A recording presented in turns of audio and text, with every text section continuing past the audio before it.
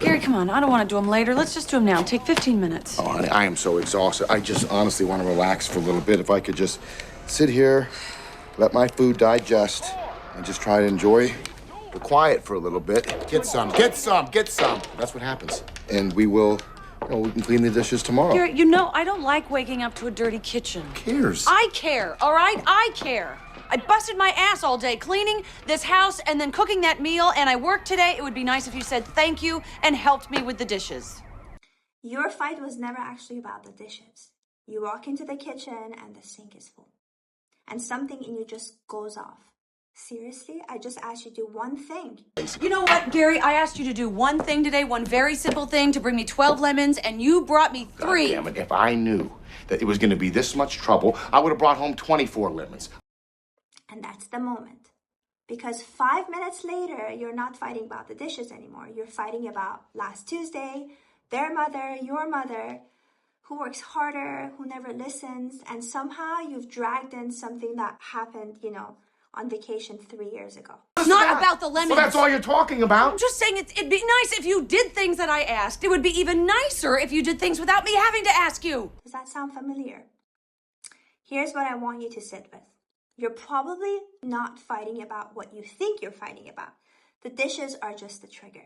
But underneath, there's usually something like, I don't feel appreciated, or I don't feel respected, or I feel like I'm carrying this all by myself. Or here's a big one. Do I even matter to you? Do you even value me? And if you keep solving the surface argument without touching what's underneath it, you're going to have the same fight again. Not the similar fight, the same one, just wearing a different outfit. So let's talk about 4 patterns that keep couples stuck and what actually shifts them. First, you're arguing about the event, but really reacting to the meaning. It's same dishes, 2 different experiences. To one partner, I forgot the dishes. It's not a big deal. To the other, I asked you to do one thing, you didn't do it. Again, I can't depend on you. It's the same sink, completely different emotional experience. Because the problem was never really the event. It's the meaning we've attached to it. So next time you're mid-argument, the more useful question isn't who's right. It's what does this actually mean to me? That's the question that gets you somewhere. Number 2, you're fighting to win instead of fighting to understand. This one happens really fast. Your partner says, "You never listen to me." And before you've even thought about it, "That's not true. I listened to you for an hour yesterday." Congratulations, you just won a technical argument about the word never. You didn't solve anything. Because underneath, you never listen to me is usually something closer to I don't feel heard. And there's a real difference between listening to respond and listening to understand. So instead of defending, try something like, when do you feel like I'm not listening? That one question turns an argument into a conversation. Number 3, you're bringing the past into the present. Ever start an argument about tonight and somehow you just end up back to 2019? And that's not random, right? Therapists sometimes call these perpetual problems, the recurring ones that never fully resolve because they're tied to real ongoing differences between people, not a single bad night. It's not that you're being petty, it's that the emotional issue never actually got resolved. It's just stopped being talked about. If every new disagreement drags up 10 old wounds, the relationship gets exhausted really quick. So try a rule. 1 argument, 1 issue. If we're talking about tonight, we're talking about tonight. If the same issue keeps resurfacing, don't just ban it from the conversation. Ask, why is this still painful for us? A recurring fight is usually pointing at a place where repair never actually occurred. Number 4, your body starts arguing before your brain catches up. And this is the one couples underestimate the most. When conflicts get intense, your nervous system responds right along with it very quickly. Your heart rate climbs, your muscles tighten, you get very defensive almost automatically. And in psychology, we call this flooding. And once you're flooded, you're not actually trying to solve the problem anymore. You're trying to protect yourself, which is why calm down has never once calmed anyone down in the history of relationships. Now, the healthier move sounds something like, "I'm getting too worked up to do this well. I need a break, and I will come back to this, and we will finish this. Notice the second half. That's not the part people usually skip. Not done talking to you, not walking out and going silent for a few days. A real break has a return time attached to it. Give me 30 minutes. Let's pick this up around 8. And that's not avoiding the conversation. That's protecting it.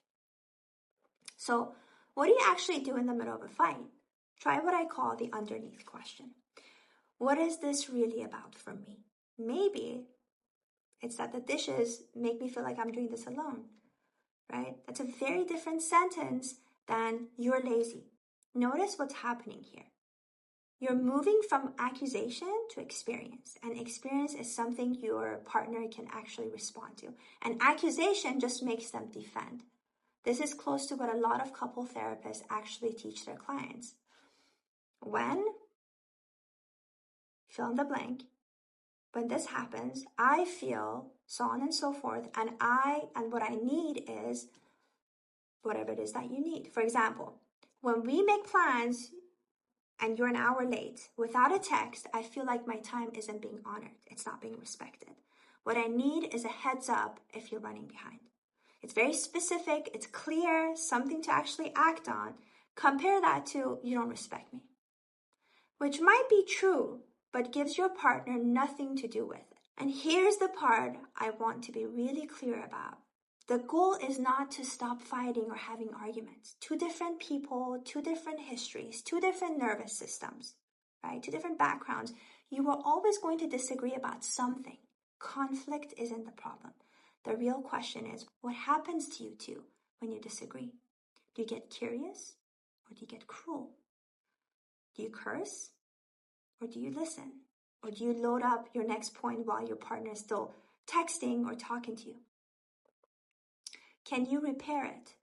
Can you disagree without the whole relationship feeling like it's on the line? Because most of the time, the argument itself isn't what does the damage. It's how you treat each other while you are having it. So tonight, if you catch yourself in it, right, whether it's dishes, money, the kids, his mother, her phone, who's doing more, the ex, stop for 1 second and ask, what am I actually trying to tell my partner right now? Maybe it's not do the dishes. Maybe it's I need to know I'm not carrying this all by myself or alone. That's the conversation that's actually worth having. So tell me, what's the one argument that keeps coming back in your relationship? Is it money? Is it housework? Is it phones, the kids, the in-laws, time? Is it the ex? Put it in the comments. I would really like to know. I'm Dr. Goli. We don't just talk about relationships here. We learn how to make them actually work. Thanks for watching.